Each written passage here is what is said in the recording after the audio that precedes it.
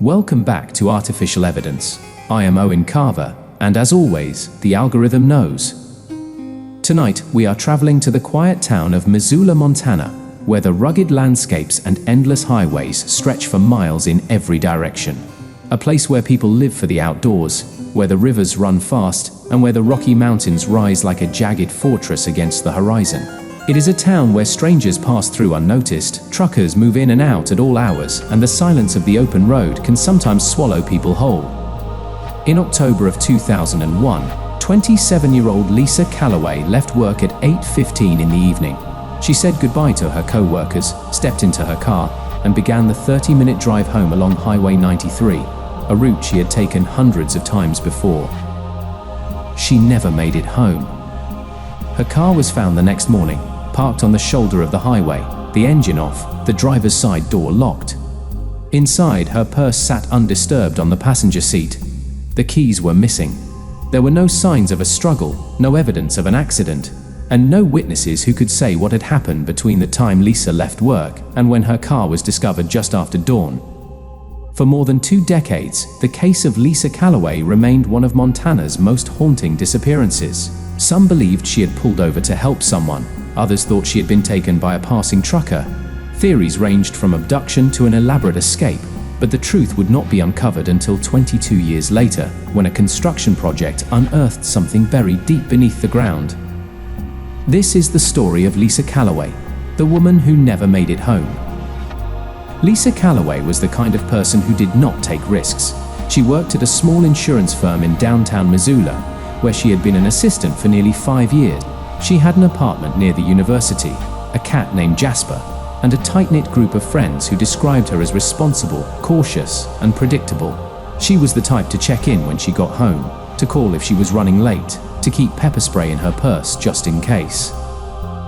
On the night of October 2nd, she left work as usual.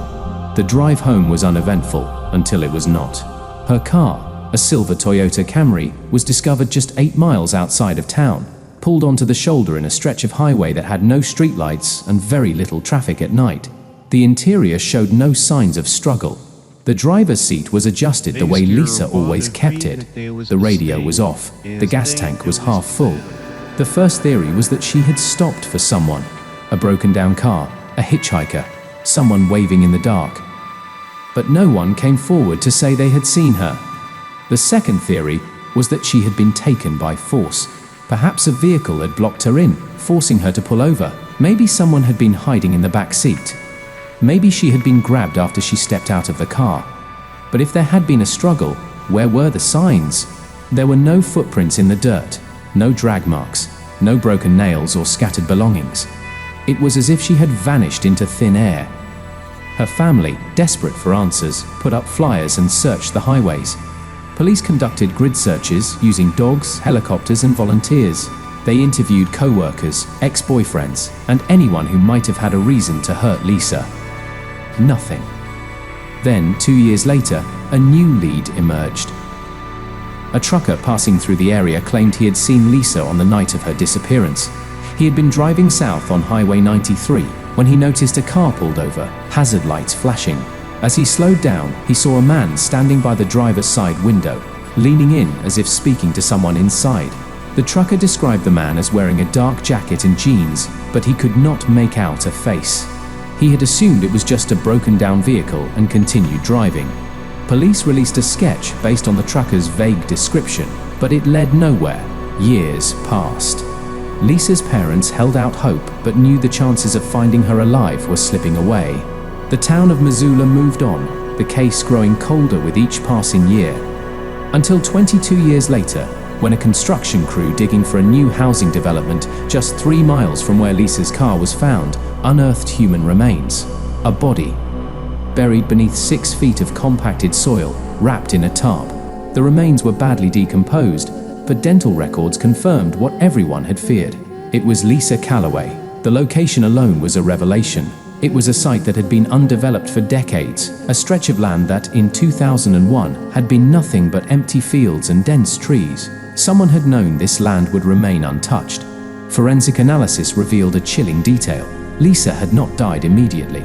Evidence suggested she had been restrained for several days before she was ultimately killed. The cause of death was blunt force trauma, likely a blow to the head. It was clear now, Lisa had not simply been in the wrong place at the wrong time, she had been targeted.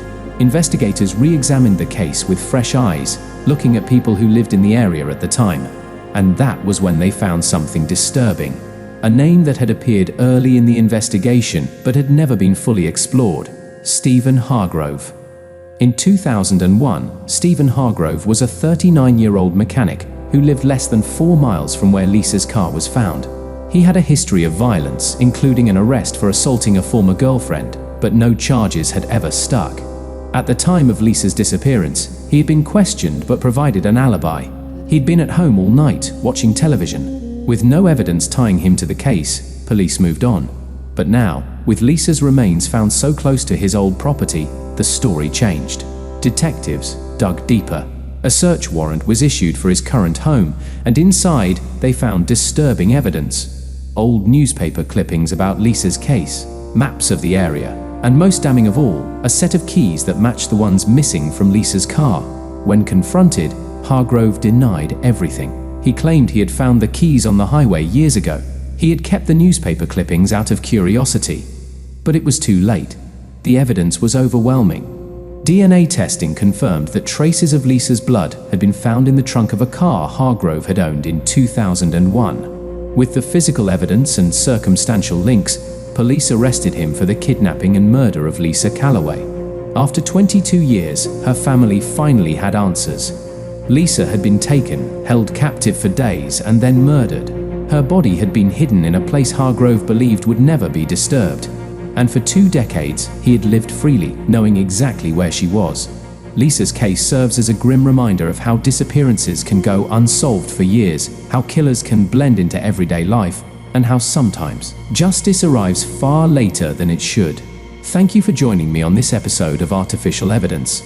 If you enjoyed this story, be sure to like and subscribe. I am Owen Carver, and remember, the algorithm knows.